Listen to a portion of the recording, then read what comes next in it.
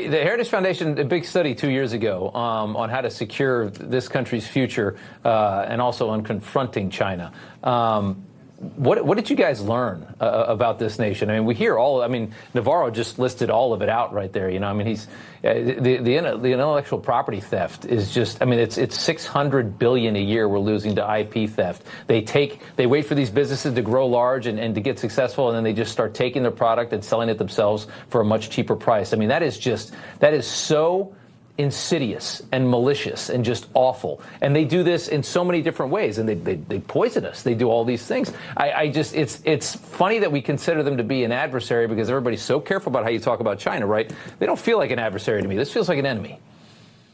That's fine. I mean, enemy, adversary, one, the hell of an enemy, of an opponent in modern American history, whatever you want to call it. At Heritage, what we discovered is two things when we did that report 2 years ago. The first is, to your point, China is far more nefarious. It's far more insidious as it relates to infiltrating American institutions than we ever realized. And it's striking to us at Heritage, and this is a real compliment to President Trump and his administration, that they're implementing those recommendations that not just Heritage experts came up with. We don't seek to find credit for that, but policymakers on Capitol Hill, other really smart economists, that this isn't an economic issue as it relates to China. It really is about the future of America. But the second thing that we learned, and I think it's really apropos of the conversation within the conservative movement over the last week and a half about tariffs, is that even the most free trade, free market economists understand that if you focus this tariff regime on China,